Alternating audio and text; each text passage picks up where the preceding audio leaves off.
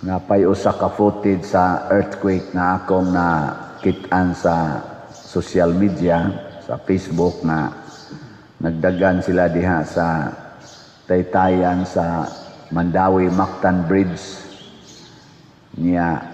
Nagsigis lag istorya samtang gadagan niya nikalit lag ana. Klaro jud kay nga nag-ana ang Taytayan, mga motor natumba, nang hunong ang sakyanan. Ang ila jong gisangpit ang nasumpay, Jesus, Jesus, Jesus. Wala na gyud ka Taytayan, og nibigay pa tong Taytayan og hog. Wala na gyud. Una kadto sang mga hitabo nga naay mga plane crash tong diha sa South Korea, natoy ni text nga sa iyang papa nga dili ekonomi makalanding kay na ay mga birds attack niya. Ningon pagyod, is this the right time to say goodbye? Nya wa dangatig mga 5 minutes nibuto ang eroplano. Nanagistungod na ang nisugat sa airport. Niya mo nalay imong naabutan na few minutes after patay na ang nag-text nimo, no? Ano man mo diya? Ang atong mga cultural heritage nga mga simbahan sama sa Daan Bantayan, sa Santa Rosa de Lima, nalusno sama sa kanhim, Santo Niño Cathedral. Karon gani centenary ato sang cultural heritage sa Daan Bantayan gyapon na ako noy partly damaged. Ato ginang gibalyo, di ginato pahilabtan, moingon ta ayaw hilabti ang mga bato ana, makiha gid ta kay ang mga bato ko ana gid na panggaa, pero inigabot linog idasok ngadto siyota bungkagon gyud kadto mga cultural heritage dito sa Bohol, mga nindot kay mga kuan sa una, gibungka gyud. Uno man siguro to ka dagkong simbahan, lusno gyud. Hinon karon napabalik og napabarog og balik. Pero maura sad na ang atong kinabuhi nga kining atong kinabuhi nga atong gibalyo og maayo dinhi sa kalibutan.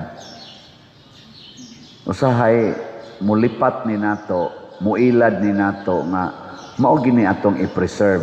Di nato paakag lamok, dili nato ipakusi, di nato ipalatos kay gani na may balaod, no, nga kana mga physical mga abuse, moral abuse, ay kiha ka, pwede kang mapriso. Pero ang Ginoo na gyud mo imo hatag, mo imo kuha, awa na gilingay mong tupad na muragway siguro maugmaan pa ka na ba, muragway siguro maugmaan kay mukalit ni rog balik ang linog nya mahugno kutob dinhi ani.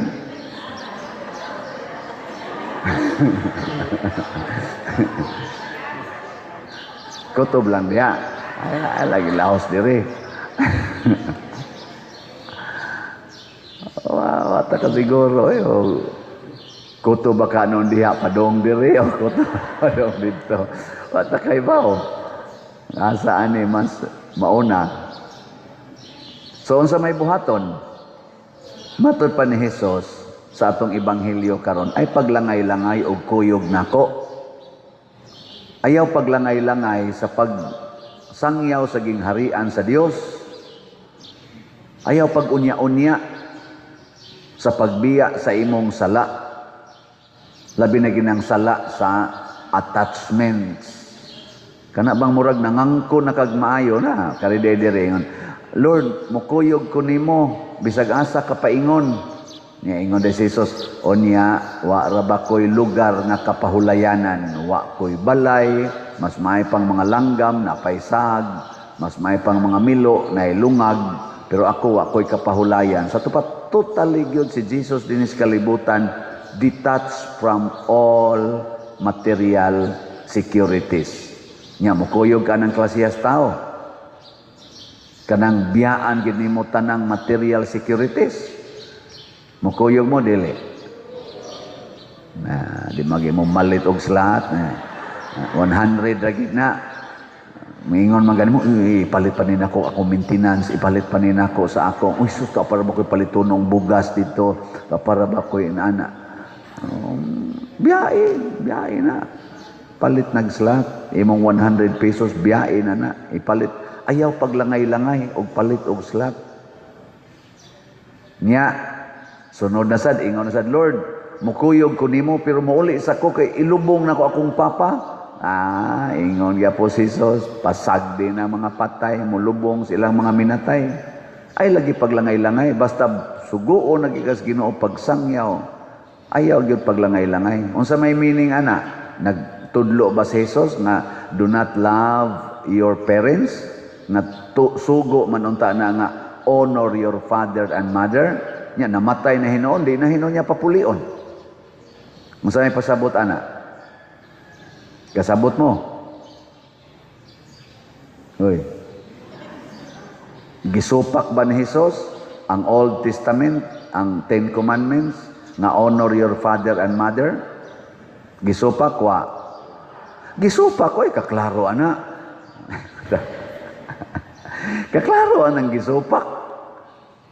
Sunang ka namatay imong mama ug papa nguma ngayon abroad gani hayaon man ganig dugay kayo moingon ko pila naman ni kaadlaw gihaya 15 days na pader ha nganong 15 days naman inyong minatay kataas ko ni ngayon sa muuli magud among igsuon pader o pain taon gyud ka uli pero magpahuwat man gyud siya kay tungod lagi kay ginikanan ko na nimo pero si Jesus ayaw sag dito mga patay mo lubong silang minatay murag wa gyud siya respeto sa ginikanan no.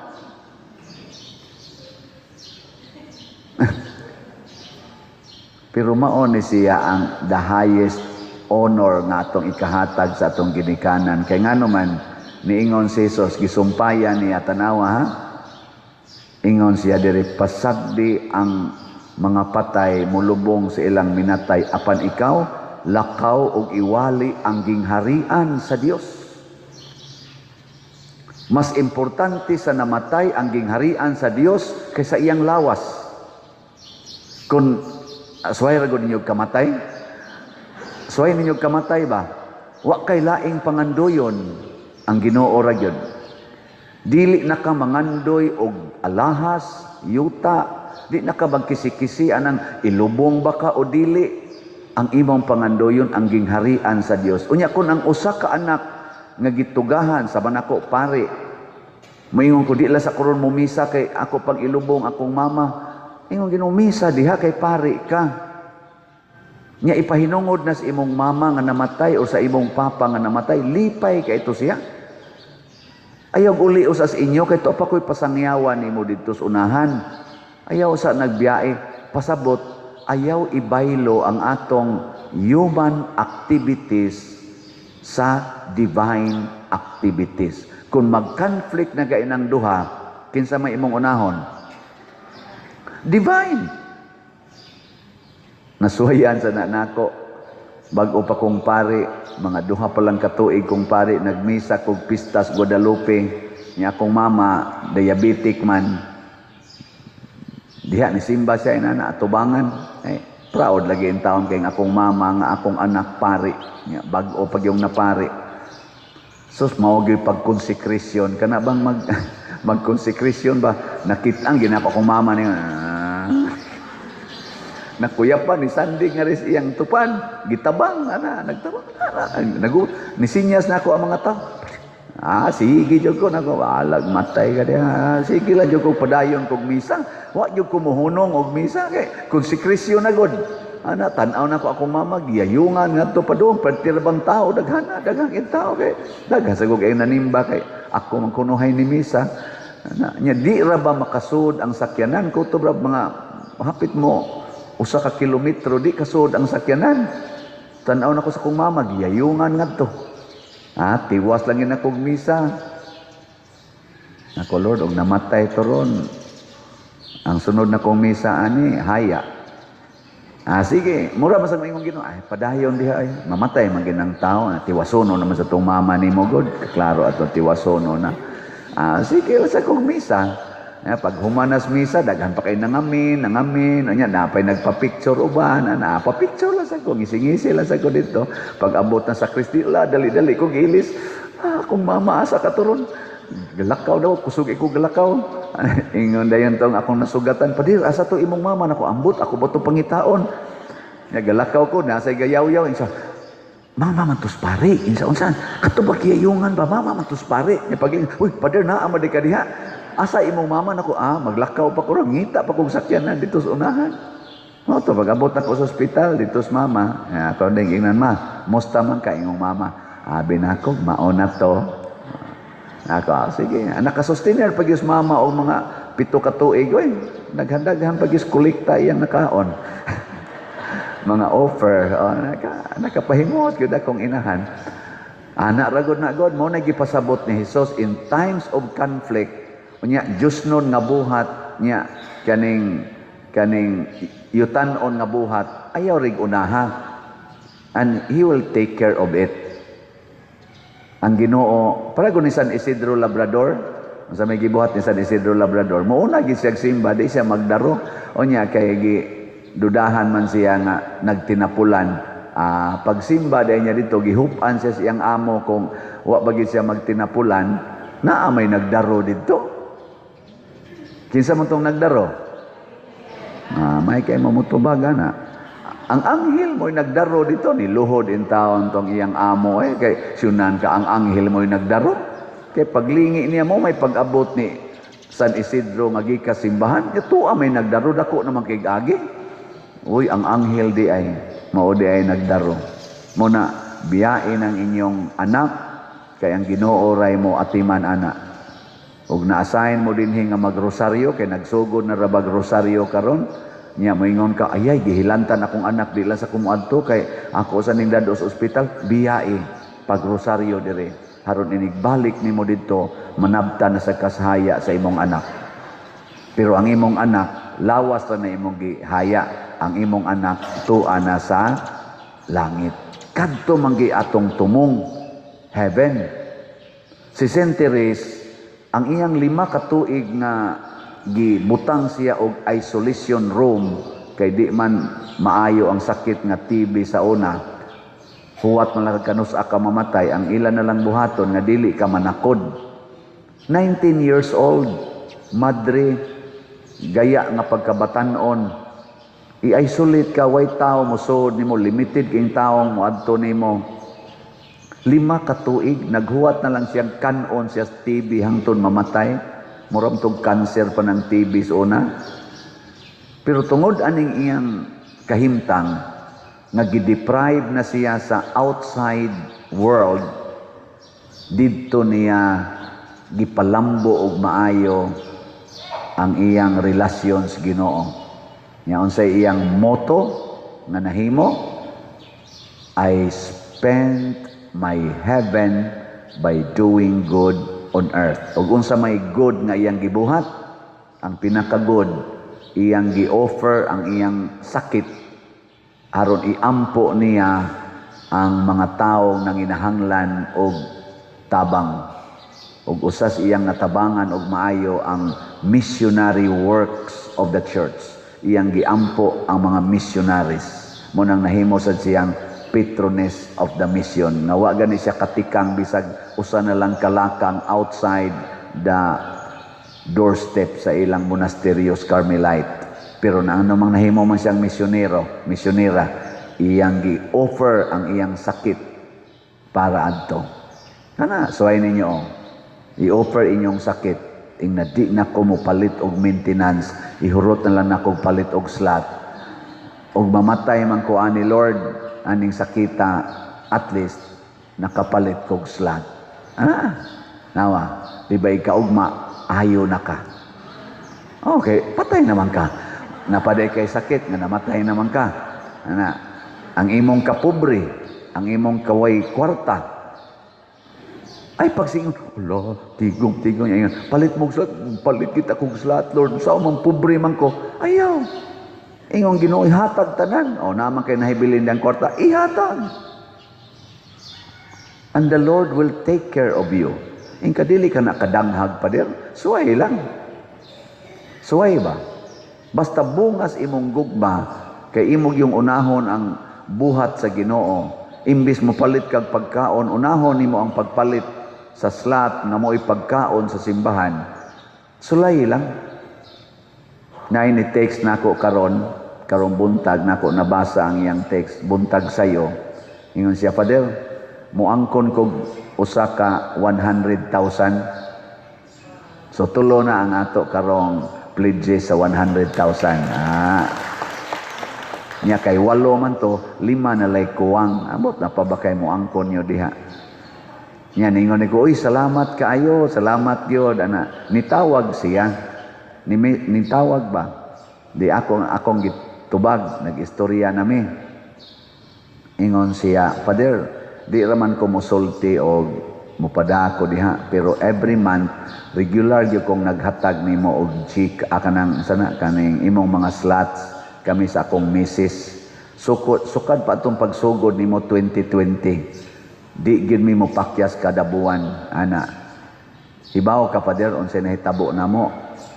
Og naa og tinuod man na, Father, kanang gitawag nila from rag to riches. Murag mao nay nahitabo namo. Naku ngano man di ay, wa ra gyud ko, Father. Wa ra gyud, bugal-bugalan pa ko una sa akong mga kuan kay pobre gid mi, Father. Nya trabaho lang gyud ko. Karon, Father, usan ako sa dagko nga negosyante diri sa among syudad. Unya, Father, niining 5 ka tuig na nagsikog palit ni mog slot. Nakatabang pa ko sa ako mga tao, nakatukod kog negosyo, Father, nakahimo ko og dako nga negosyo karon nga nakaingon ang mga tao, kinsa ra man ni siya nga itlog ra may daha aning tawhana. Isa hibaw ka, Father, unsa akong tubag? Ang slot ni Father Siano. Siya, ningon siya, i-share ko gini nimo, Father, akong tubag nila tungod ni sa slot ni Father Siano. Sige ra jud migpalit og slot, and nahitabo ni nga misteryoso kayo. Siya, Father, ang ako gong nahimo, nakapalit mig mga yuta para sa among mga kaning mga trabahante, nakatabang sa kunila, og totalon ko ni Father. Ako ra man sa gining gipangtabang sa ako mga kaigsuonan, og sa labi na sa among mga pobreng trabahante. Og totalon, Father, sa akong bana-bana, naanagid nis mga 30 to 40 million niining 5 years. Ako, ha? Kadako gud ana. Siya mao na nahitabo, Father, mo nandi ko katuo. Muna karon, mupalit ko aning imong slot. Nya, ay jud kabalaka, Father, kay sige ra jud kog support nimo na kusus og dunay mga 10,000 ka bookingon ani. Dako aka na kog madawat slot no. Ngayon, ana, mo nang Ginoo ningon siya, sunod nako, buhata ang akong sugo nga way po panagana, kay ako sad wa sad ko'y limit nga musukli nimo nga bisan pa ang imong sakit, sama ni Sentere, samang San Roque, bisan pa ang imong kasakit, bisan pa ang imong kamatayon, himuon akong grasya sa imong kinabuhi. Mo na kining nahitabo karon na linog, o kining mga katalagman nga atong giatubang, ato ning himuong inspirasyon aron mas mangita patag unsay sugo os Ginoo nato, unahon ang natog buhat, ug ang uban itudlo na sa Ginoo nato. Karon mosugod ta karong Biyernes sa atong nobina para sa atong segunda patron. Manuroy ta ngadto sa mga kapilya sad, mo bisita ta. Nya doon na may original nga sabot sa atong mga team sa Chapel Federation o sa PPC nga magdata og mga candies, mga biscuits kay pang distribute sa musugat didto. Nya ningon sa ko, kada kapilya pagpili mo 10 kabus diha nga pamilya, 5 lang sa kabuok kay limited man ta, 5 lang usa kabuok sa kada kapilya. Kana yung 10 lisod niya, mohatag lang tag 5 kilo packed rice. Pagtanaw nako nga apiki kay tas kwarta, niingon ko kagabi ayaw na lang na Pero karong buntag pag pamalandong nako slinog nako dayonon gina nato. Dayonon gina. So kamong naas chapel federation ala kamo mga chapels nga bisitahanan pagpili na mo diha og 5 lang usa ka pamilya. Nya ibutang angan ilista kay ato na nang tagaan og bugas og jutay nga sudan or noodles. Bahala nagwa tay kwarta, bahala gwa na ko'y stipend, magdatag bugas ngadto. Di ba? Ito nang imoon. Nya kamo sa diha nga amoy mga gugma nya makapalit ra mo usa ka sakong bugas nga naay kana bang gipang pakpak nga ba, di ba? Naman tag sa kasako nya naay pak. Ala dunit sad mo diri kay naatay 88 ka chapels nga atong bisitahon, tagaan nato ana ang labing kabos lang usa. Sa pasabot divided by 2 kay napo man na ka tag 5 kilo packed rice ang usa ka sako. Kinahanglan tag 44 ka sako nga tag 5 kilo packed rice nga 50 kilo ana. Ug wa mo kapalitan, ihatag lang ang inyong donasyon diri sa atong opisina kay ato nang paliton. Mag-average siguro na karon og man to atong treasurer pila na naron mga 3,000. Murag naa diha 3,000 ang usa ka sako nga dunay napo ka kanang pack. Ana. Og wa gyud mo hatag kuhaon na nato gikas atong kolekta og ako sad sa akong personal nga stipend mutampo sa tana. Haron mapaambit nato sa itong mga kaigsuonan. Kawa na tay kaon ana pader. Bahala na. Pakanon batas Ginoo og dili. Basta inigbisita nato sa mga kapilya sugod karong Biyernes naa sa tay ikatonol dito. At least sa 5 lang usa ka pamilya. And later on og padaghanon sa Ginoo pasig mudaghan pa. The point is unahon gid nato ang Ginoo. Diri sa atong unang pagbasa, giuna niya pagkuyog sa Ginoo nining Nehemias, pagduol niya sa hari bisag subo kay siya, gilipay siya sa hari o gitugutan siyang mo kanang tukod pagbalik sa ilang templo nga naguba. Nya unsa may iyang giingon? Gihatag sa hari ang akong gipangayo kay nag-uban man kanako ang Ginoo. Unsa to'y tubag nato sa Salmo? Ndot keto, dili unta makasulti ang akong dila kun ugaling hikalimtan ko ikaw. Pasabot kita unta dunay commitment yun nga di gyud ta malimot nga ang Ginoo ra gyud atong Savior, ang Ginoo atong manluluwas. Muna muawhag ko sa atong mga leaders din his nasod. Katoliko kay nga nasod, mga leaders, labi na kamo mga politicians. Hunong nataaning atong pagsigig higugma aning kwarta nga misangko nining atong dagko kay korupsyon. Hunong nataaning atong pagpakaaron ingnon nga mura kunuhay tagway sala pero naa gid ay. Di na to huwaton nga dagko pa ang mga kadaot. Kaning atong mga flood nga nawagtang ang control, man-made calamities ni. Ingnon ko lang po nga daghan sa ang namatay ani ni apagi natural calamity sama aning linog.